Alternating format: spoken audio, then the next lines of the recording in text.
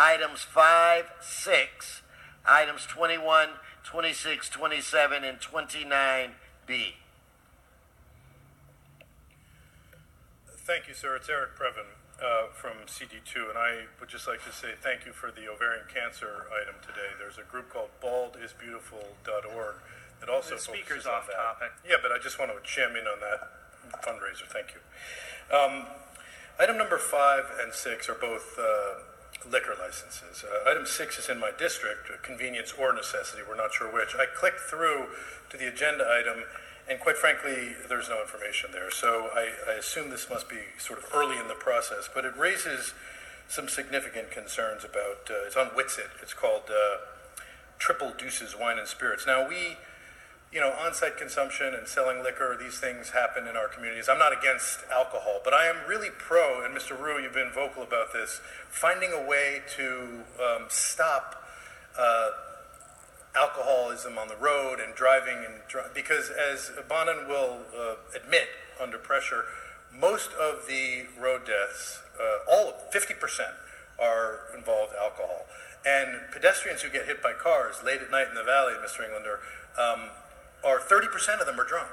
So we need something like what they have in Sweden, and I know that FABL is working diligently on that so that we don't have to sort of line people up, create more traffic, do these checks that often get nobody. Occasionally we'll get a guy who had a glass of wine, but what we want to do is prevent people from getting hurt and make our society safer. So I would appreciate if we would stop approving all of these extra liquor licenses, even though it's not clear that the liquor license is always the problem. Item number 26, as you mentioned, sir, you're extending, I think it's Blumenfield, once again, he's a nice man. He's extending the pool hours in Reseda for a little more because it's still hot out in the valley, and we appreciate it. It raises some of the questions about what we're doing Parks and Rec-wise, and thanks to Mr. Galperin, who just did an expansive look. Well, he did not look at Studio City Beaman Park Recreation Center, where we are experiencing something very strange, where Prop K efforts that we are not supportive of have Mr. been loaded President, on. we veered off topic.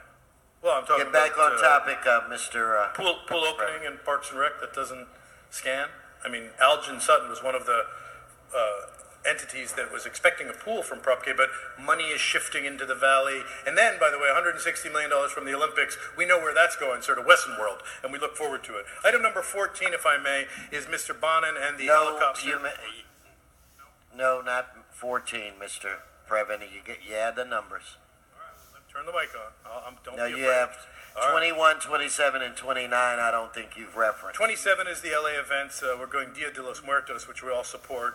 What we do not support, and it's 5,800 and something, is To Taste of Soul. The reason why is because of their involvement with other public entities like Mark Ridley Thomas, who's giving $100,000 to Taste of Soul. I love the event, but I don't feel that Thank public you. money. Let's give him his minute for general public comment.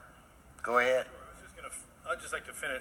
Yeah, I'd just like to finish that thought, which is I have nothing against Taste of Soul. I think it's a lovely event. I do not like the idea of harvesting public dollars from agencies for that event, which is what Mr. Bakewell has been doing. He doesn't need to do that because he gets the money from various banks. This year, to his credit and your credit, sir, Wells Fargo will not be flying the banner this year. Last year, despite our many efforts, they did, despite your effort or none therein. Anyway, I just want to conclude by saying the Harvard Westlake project was scheduled for the September 28th. It's been nixed for now, not canceled, but delayed.